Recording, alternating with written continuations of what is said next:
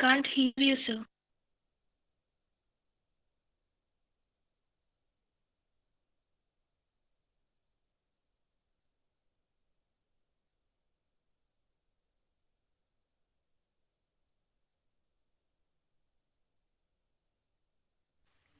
You are on mute, sir.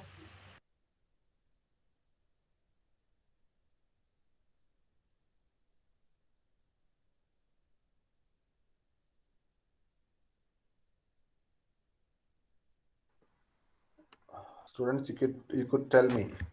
Okay, sorry. Students, in the previous class, we were discussing about requirements change. Now, as part of that, now we are pending with one small concept, that is requirements management. So there is a concept called as requirements management planning. As part of that, there are certain decisions to be taken. So one such first decision is requirements identification. So we need to identify the requirements such that the requirements are always unique, and that is the reason why we give one unique identification number for each of the requirement. Let it be user requirement, system requirement, functional, non-functional requirement, or domain requirement, whatever may be the type of the requirement, always it must be an unique requirement. So therefore we give one unique identification number for each of the requirement. And to trace or to monitor whether a particular uh, requirement is being implemented or not, after implemented whether it is tested or not, we use that requirements id to track it. And as I told, during the testing phase, a test engineer will prepare something called as a traceability matrix. So they are based upon the requirement ID. There he will be using the requirement ID to cross check whether it is whatever the requirements that are implemented are tested or not. Then a second decision is a change management process. This is the set of activities that assess the impact and cost of changes. So change management means it is a set of activities that assess the impact and cost of changes. Say for example, if any requirement, okay, that is to be changed, if that is identified before the design, that means during the requirement phase itself, then the cost of implementation is very less. Say for example, some design changes are some requirement changes identified using during design phase. Okay, so that is somewhat costlier, okay, compared to the one which is identified during requirement phase. Now let us assume one more change is identified during implementation phase. So that means, see, already you have done the design phase where you have already prepared the requirements document, but still you are identifying some requirement change in the implementation phase. That means during coding. So now you have to tweak the design document to reflect the changes, and you have to tweak the requirements document to reflect the changes. So that is costlier. Okay. So what is very much costlier means the change which is identified after the delivery of the software is very costly. So that is the reason why always we engage one customer representative as part of the development team. So he has to involve in each and every phase of the product development life cycle. Starting from requirements until delivery, we should have one client representative in all the phases, thus reducing the number of errors. So it will not only reduce the number of errors, it will also reduce the project cost, and it will also help us deliver the software at the right time. Then traceability policies. These policies define the relationships between each requirement and between the requirements and the system design that should be recorded. The traceability policies are nothing but consistency check. Say we start with the requirements document, further we go ahead with design document. Now, once you are done with the design document, get the approval from the customer. Before getting the approval from the customer, you just have a quick review, or you can have a static review about whether all the requirements what are documented have been converted into design or not. So this in detail traceability is possible only in case of waterfall model, because only in case of waterfall model we uh, go with the both detailed design and both abstract design and detailed design. So each and every requirement, if you want to reflect in the design, then you have to go detailed design. So that is possible only with waterfall model.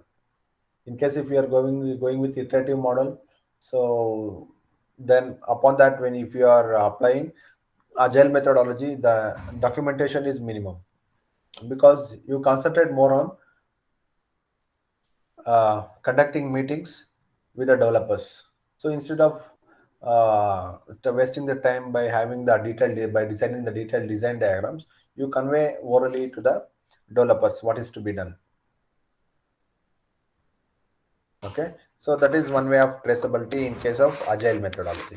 So in case if you are not using agile methodology and you are using the waterfall model, there we emphasize on design models rather than more discussions. There the discussions are minimum, because you will be for each and every process you will be having detailed documents that gives more clarity rather than conducting the discussions. So that is how waterfall model follows. So there, what we check, so design document, whether design document is inconsistent consistency with requirements or not. Further, after that, what is the next way of tracing whether the coding, whatever the implementation that you have done, that is in line with the document or in line with the design document and requirements document. After that, whatever you have implemented during testing phase, so test engineer will be having one copy of the requirements document. He will check whether all the requirements are implemented or not. If implemented, whether all those things are tested or not. So this is called traceability policy. Then tool support. Tools that may be used range from specialist requirements management systems to spreadsheets and simple database systems. That means to deal with the requirements management. Say, for example, if a company is a startup company, they may use simple Excel spreadsheets. That may be good enough. And the reason is that most of the times the startups, what they take up the projects will be small projects most of the times. Then apart from that, you can also use project management tools even to manage the requirements. That is also possible. You can use Rix, you can use Jira, Confluence, and so on. These are some of the tools. And if there are any requirements management tools, if there are specialized requirement management tools, so that also can be used in software companies. That's about tool support for requirements management. So takeaway from this is that, so there are tools which will also support for requirements management.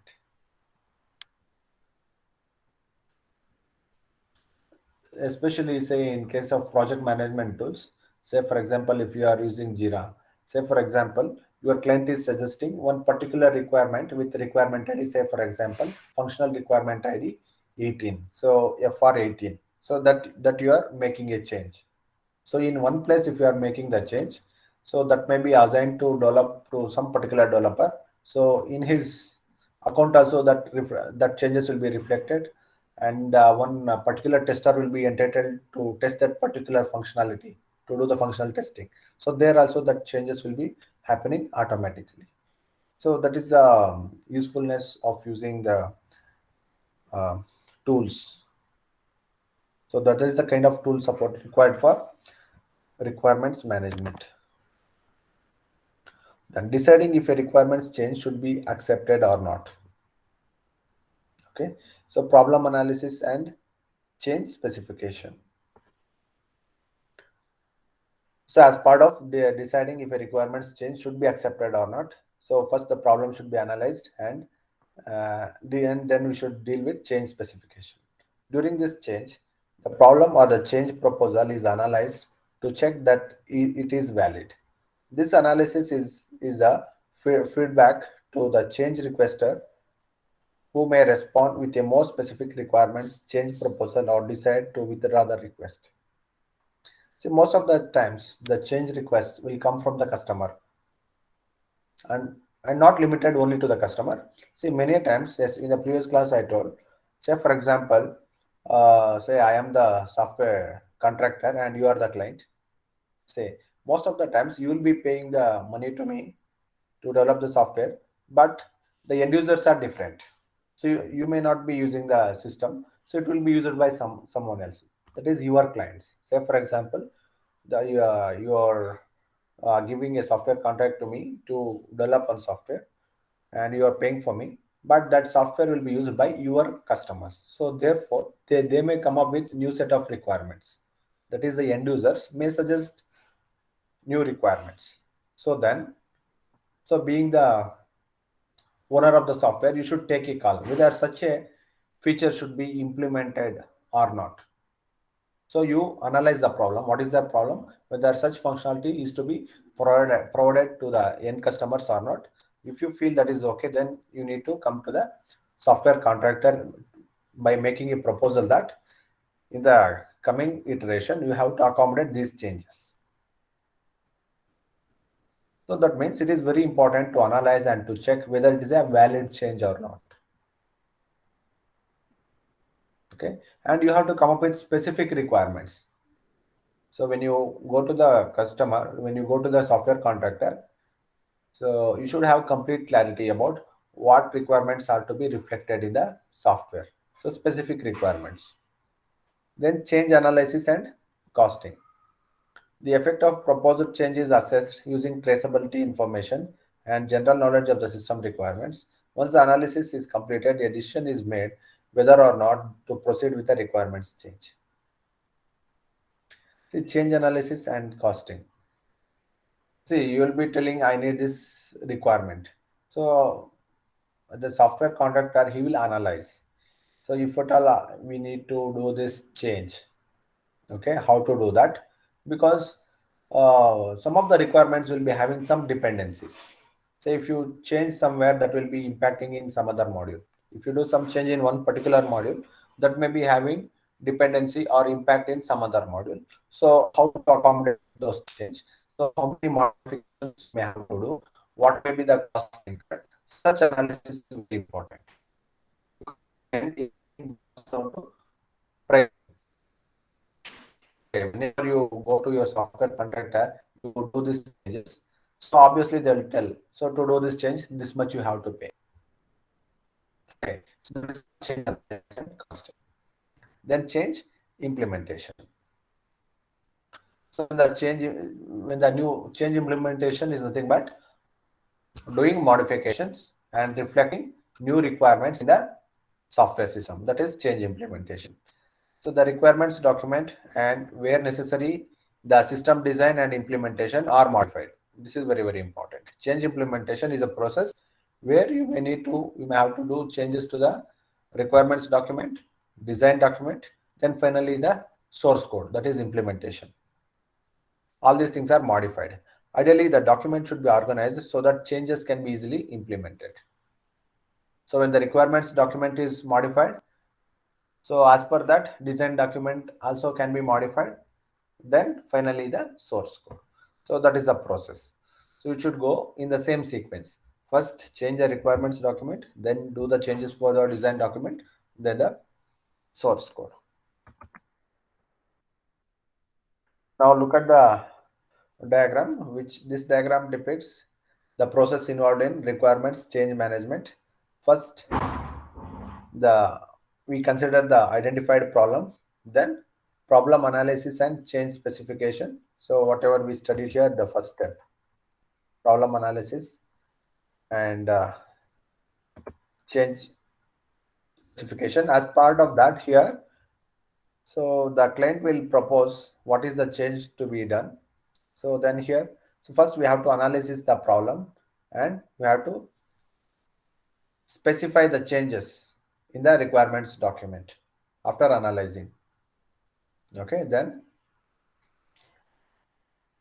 you check for the validity. So before reflecting the changes in the document, you just validate whether this change is required or not, whether this change is really valid or simply it's a waste implementation. See, many times you see whenever we use many of the softwares, we will not use all the features. There may be n number of features in the inside the software. We'll always concentrating on basically what is required for me, like that. So we don't use 100% of the features. So if you implement some feature, you see that at least the maximum for maximum clients will use that functionality. Otherwise, it will become waste.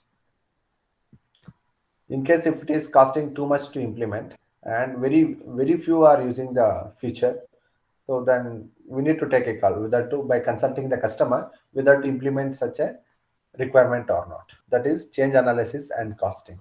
So as part of change analysis and costing, we need to check, say, if at all, if we implement that requirement, what is the kind of dependency that requirement is having. So what, how we need to tweak the code so that where and all it is making an impact. Say for example, if I do changes in module 1, that may reflect in, that may be having some impact on module 3. So therefore, so I need to trace, okay, if I change here, so how it is behaving in what, like what are the changes happening in module 3. So what kind of impact it is having, then to what extent we need to do the change. So what is the effort required to accommodate those changes. So based upon that, okay, based upon the effort required, we do cost analysis. Then finally, as part of change implementation, so once we feel that yes, that change has to be done and it is valid, then we do changes to the requirements document, then to the design document, then finally we implement it using the source code. Then the final outcome is revised requirements. So everything starts with the problem. First analyze the problem. So how the currently how the software is behaving.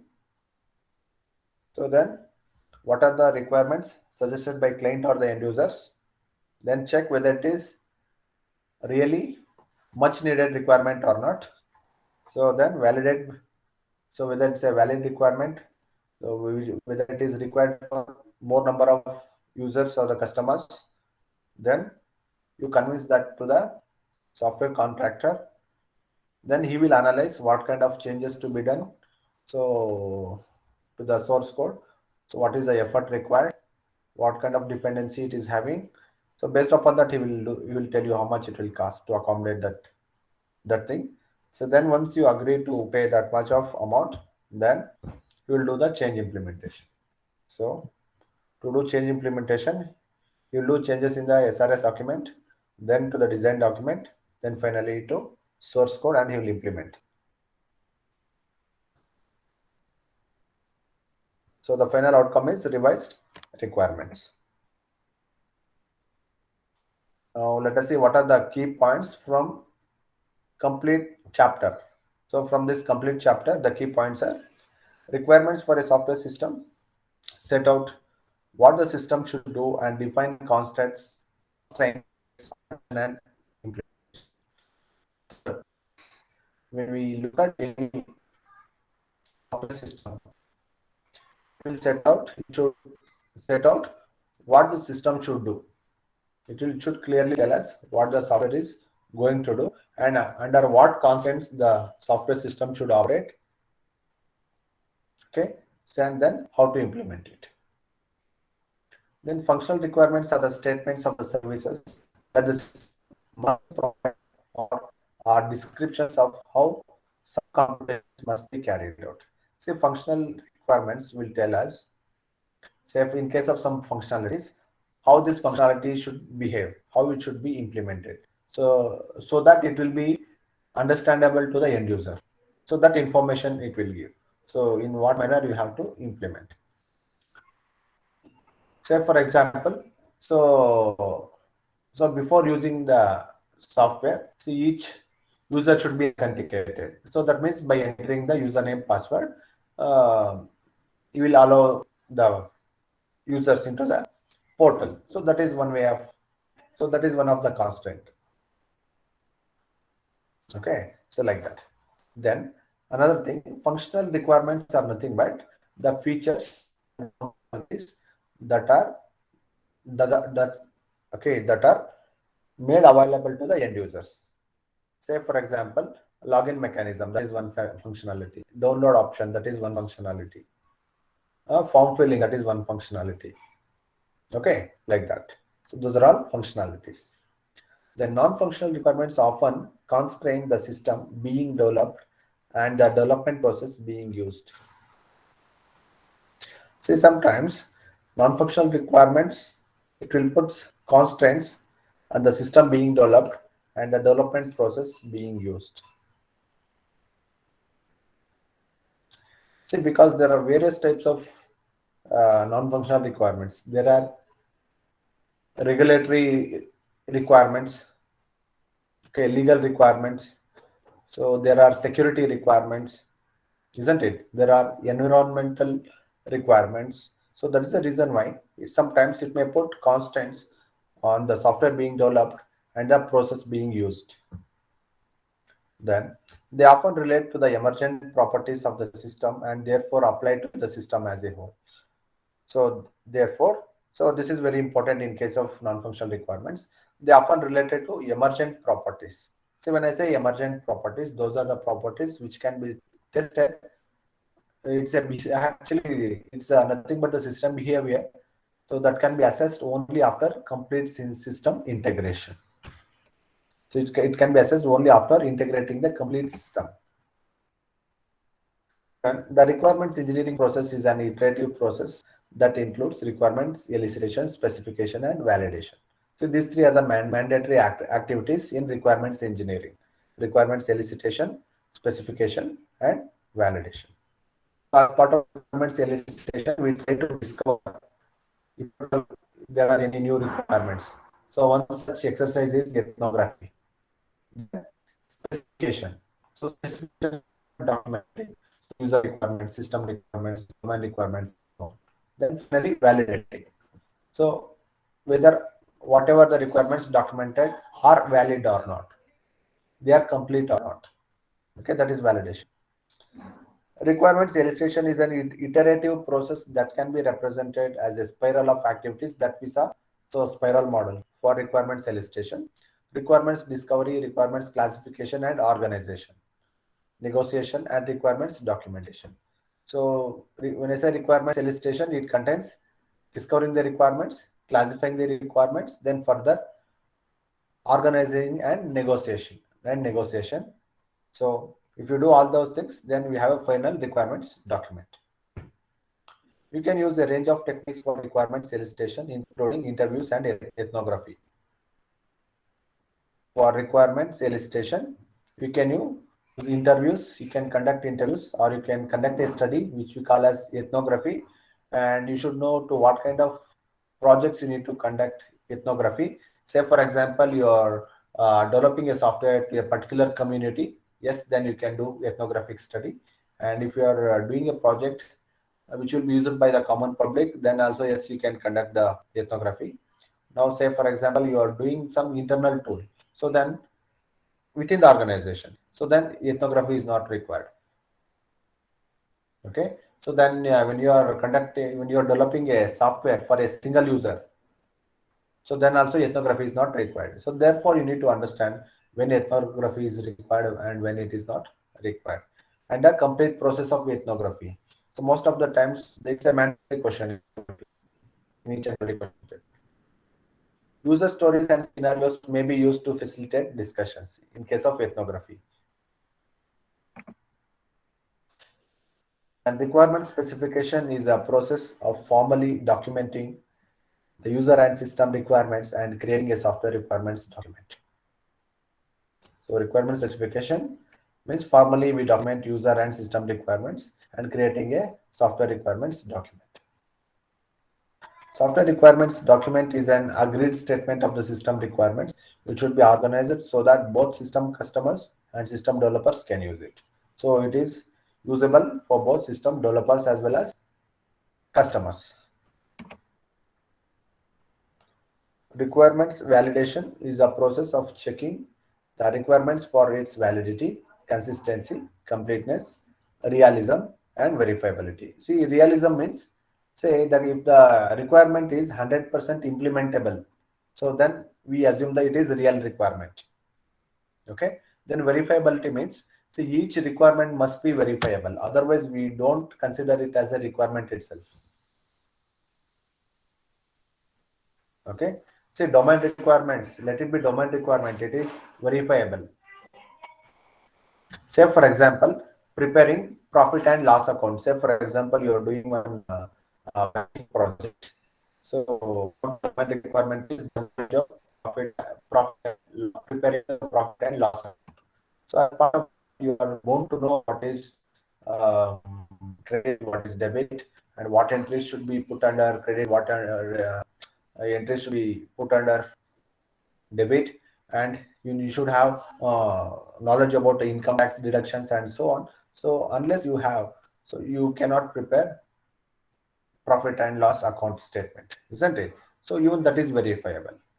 So how it is verifiable? Say for example, if we give data of a particular company, say before starting your project, if you are able to prepare P&L account statement properly, report properly, okay, manually if you prepare it and show, so that is the proof that yes, you have that complete knowledge.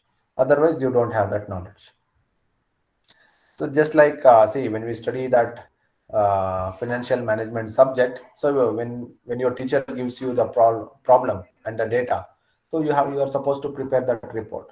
So if you prepare that report perfectly, that means you have the complete knowledge, isn't it? Similarly, see, you say any requirement that is verifiable. See, functional requirements are verifiable, non-functional requirements are verifiable. Domain requirements are verifiable. Regulatory requirements are verifiable. Each and every requirement is verifiable. Business organizational and technical changes inevitably lead to changes to the requirements of software system. Requirement management is the process of managing and controlling these changes. Some of the most important business organization and technical changes lead to changes to the requirements of software. There are so many factors that have impact on the software, because see, business people will be using your software within the organization, also will be using to maintain it. Okay. And so we're using a particular technology to implement the requirements. So all these things will have some impact. So they will inevitably lead to changes in the requirements for a software system. And requirements management is the process of managing and controlling these changes. So to manage, as I told, we can use so many tools to help managing the requirements. So it can be a spreadsheet, or it can be a project management tool, or any specific software tool. Okay, that's about requirements management or requirements engineering. So by here we are finishing module 2, students. Now we are done with module 2. So next we have to start with fresh module. And students, for internal test, so 28, 29 and 30. So you have to read up to requirements elicitation, 1.5 module. Even though I have completed 2 modules, so I'm restricting the syllabus to 1.5 modules. That means up to requirements elicitation. So first module complete, second module up to requirements elicitation. You have to read.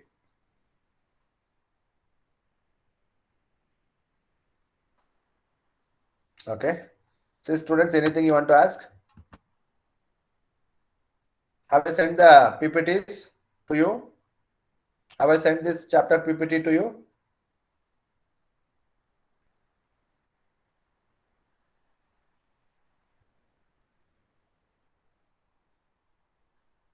Hello? Have you received the PPT of this chapter? Yes, sir.